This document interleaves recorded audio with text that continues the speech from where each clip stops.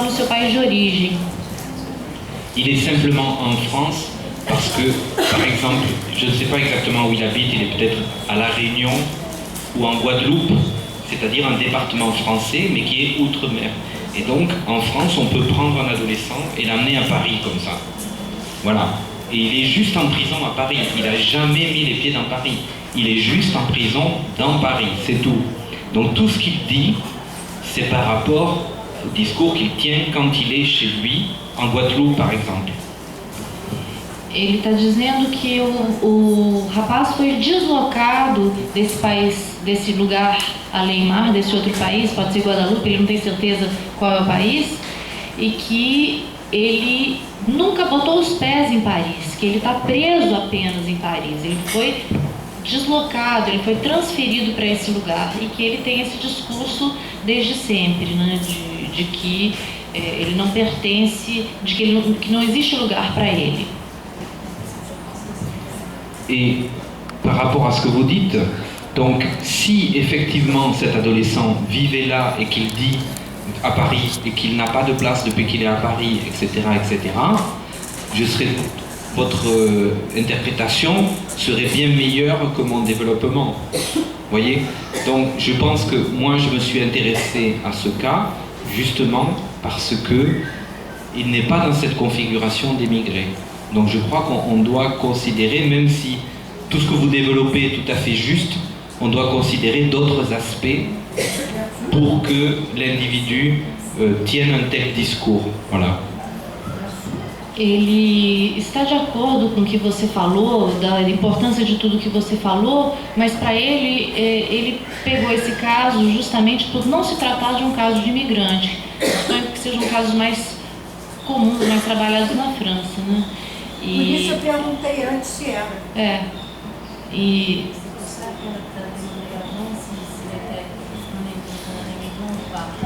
Então ele pensa que é importante, de qualquer modo, observar outras questões do caso que não estejam ligadas exatamente a essa questão da imigração.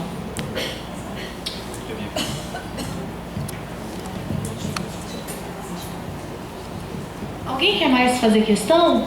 Só um segundinho, Fátima. Alguém quer mais colocar alguma questão? Porque eu vou fechar.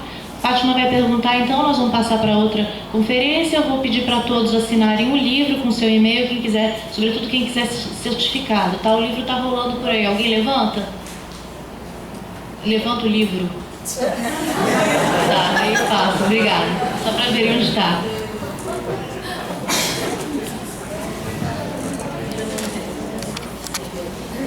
Bom, a minha questão foi sobre, na verdade, uma fala da Marília de uma conversa que ela teve com o professor. Eu fiquei curiosa para saber sobre as prisões específicas para menores na França, porque aqui no Brasil nós não temos prisões propriamente dita para menores infratores.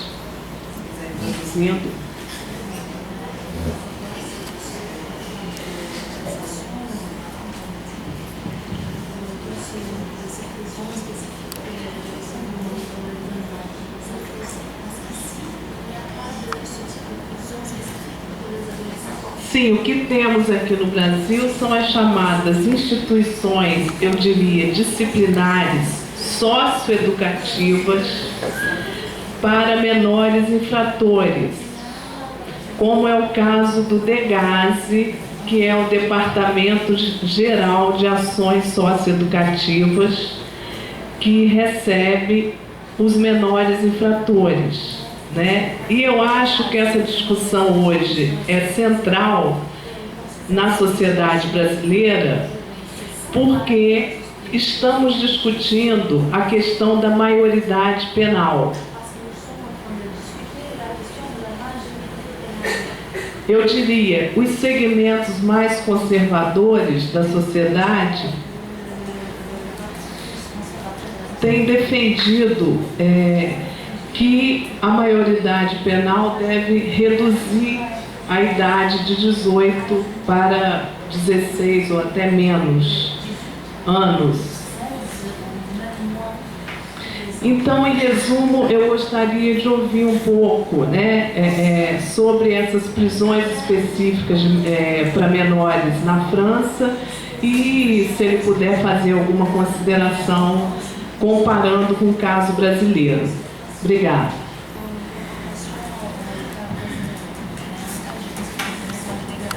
Oui, oui, oui.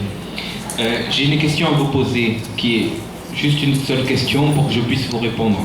Est-ce que l'institution socio-éducative au Brésil, c'est une institution où on est privé de liberté ou pas?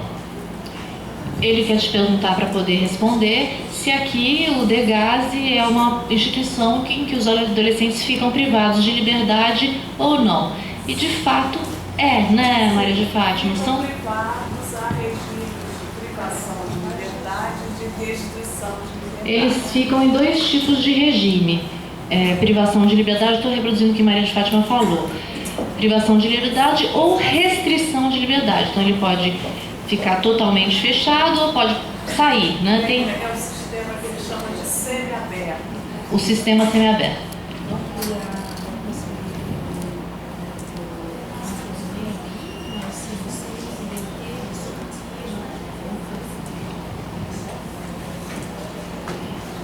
Donc, les nouvelles prisons pour mineurs, qui s'appellent établissements pénitentiaires pour mineurs, les nouvelles prisons, sont des institutions socio-éducatives où on est privé de liberté. Ele disse então que essas instituições específicas para menores na França, essas novas instituições, são instituições também socioeducativas em que os adolescentes ficam privados da liberdade. E aí tem...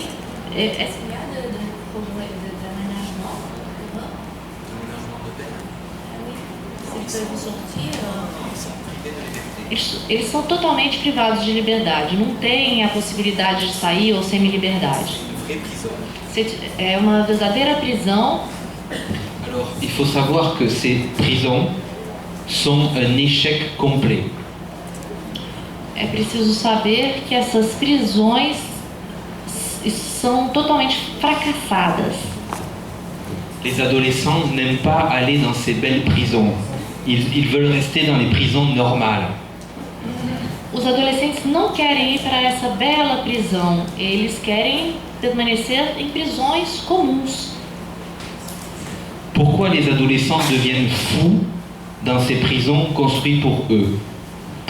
Por que eles ficam loucos nessas prisões construídas para eles? Parce que ces prisons ne sont plus vraiment des prisons. Parce qu'elles sont à la fois une prison et à la fois une institution éducative. Or, on ne peut pas faire, à proprement dit, d'action éducative avec quelqu'un qui est privé de liberté. On ne peut pas faire d'action éducative avec quelqu'un qui est privé de liberté. Ele está dizendo que essas prisões, elas são duas coisas ao mesmo tempo. Além de serem... Por que eles ficam loucos lá dentro? Né? Porque além de ser uma prisão, eles ainda têm que estudar. Ainda é uma instituição educativa. E ele repetiu 2 vezes aqui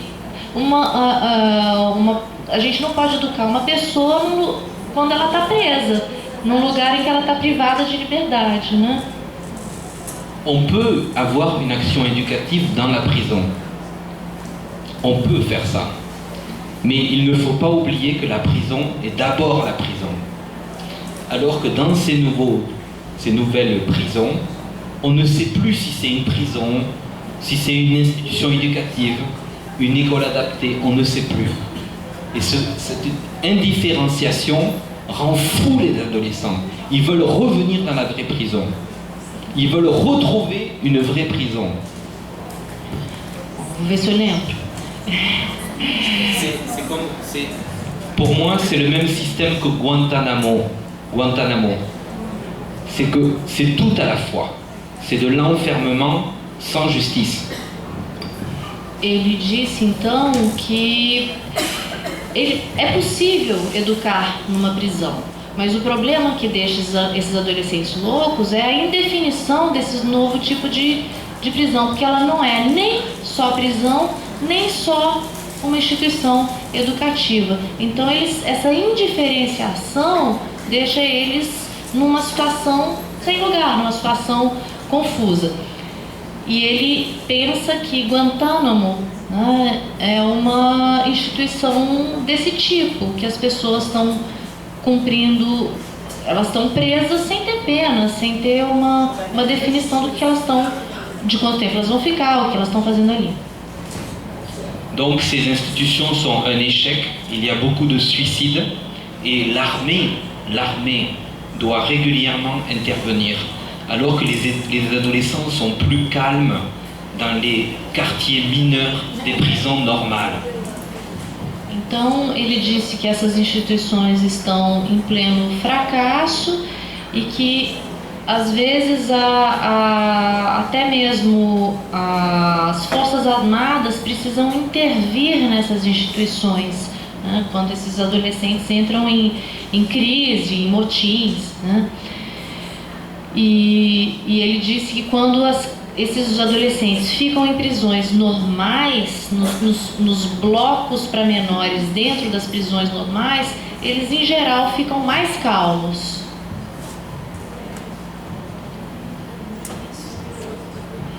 É isso. Bom, uma última questão rápida, senão a Lia vai fazer uma última questão para a gente poder encerrar e passar para a próxima mesa.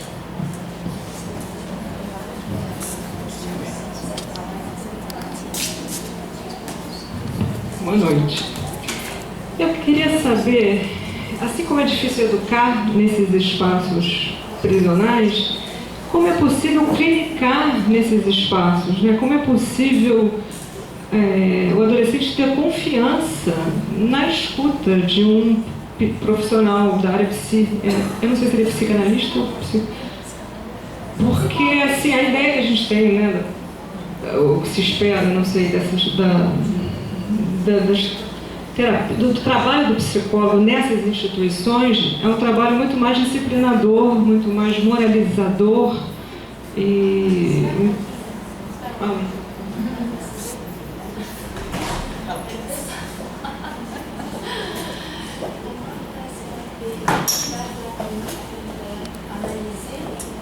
Si on ne peut pas éduquer dans ce type d'institution, comment est-ce qu'on va faire un lien de transfert, par exemple? Comment est-ce que le travail du psychanalyste à la de l'étudiant psychanalyste ou étudiant psychologue, si dans ces types d'institutions, on attend plutôt une relation disciplinaire? Et ça c'est historique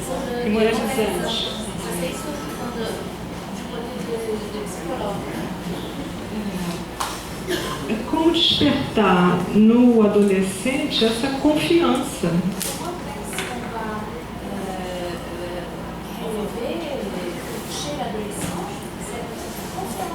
De se abrir, de falar do seu desejo, dos seus problemas, do seu drama, Ce que je veux préciser, c'est que je ne dis pas qu'il n'y a aucune action éducative possible en prison. Je n'ai pas dit ça. Ele não disse que não existe nenhum tipo de ação educativa na prisão. Não foi isso exatamente. Nem social ou psicológica. Ce que je dis, c'est que le problème, c'est quand l'institution est pensée au même niveau, que le disciplinaire est pensé aussi important que l'éducatif, et que l'éducatif est pensé aussi important que le disciplinaire. C'est ça le problème. Et c'est là, à mon avis, qu'on ne peut pas faire de travail clinique, quand l'institution est pensée comme ça, avec l'éducatif et le disciplinaire au même niveau. Dans ces prisons pour mineurs, l'équipe des surveillants de prison, il y a une équipe de surveillants de prison et il y a une équipe d'éducateurs. Et personne ne sait qui dirige l'institution. Personne ne sait qui dirige l'institution. Il y a souvent des problèmes de direction à cause de ça.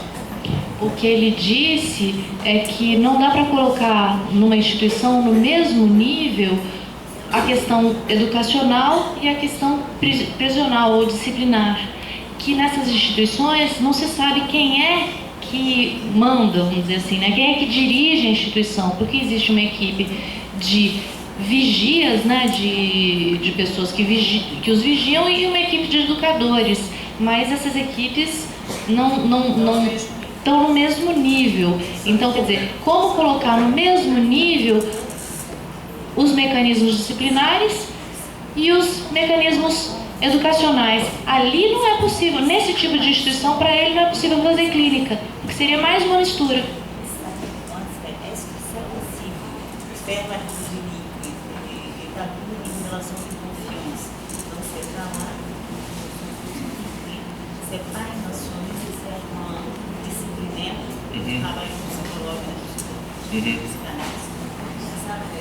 Mais une rencontre clinique en prison, elle est possible, mais quels vont être les effets? La rencontre, elle est possible, mais les effets de cette rencontre clinique, c'est difficile quand même. C'est quand même difficile parce qu'on est quand même pris dans ce discours disciplinaire. Donc je ne dis pas que c'est un travail impossible, mais c'est quand même très réduit la marge de manœuvre. Pour moi, c'est très réduit de travailler avec quelqu'un qui n'a plus la liberté. Voilà, quelqu'un qui n'a plus la liberté. Je fais une différence. Si vous êtes dans une institution socio-éducative où vous avez la liberté, avec de la liberté, vous pouvez sortir de l'institution, c'est une transgression, et ensuite on va travailler sur ce qui s'est passé. Dans une prison, vous faites la même chose, c'est une évasion.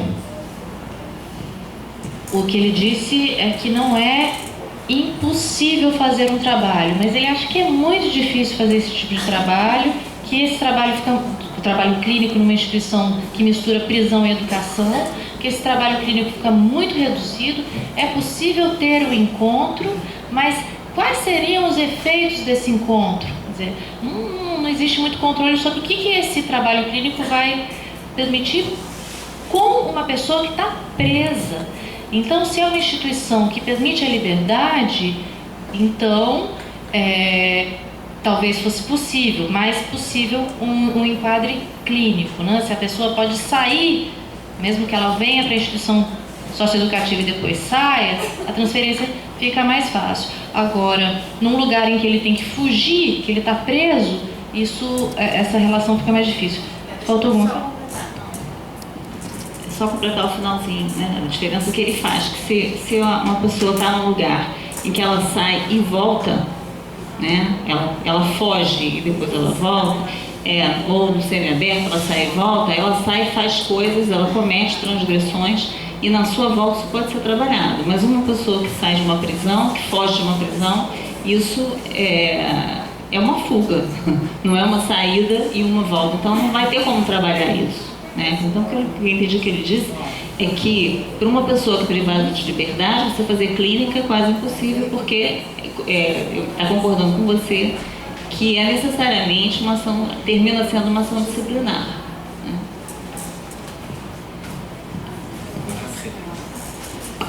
Gente, vamos encerrar essa mesa então. Obrigada, muito obrigada ao professor Wilfried Gontran. Muito obrigada a Luciana Gageiro e a Sandra Baron, professoras da Casa de Psicologia e Educação, psicanalistas, que contribuem imensamente para o nosso trabalho aqui. E eu vou já chamar a professora pesquisadora Maria Isabel Spatzenkoff,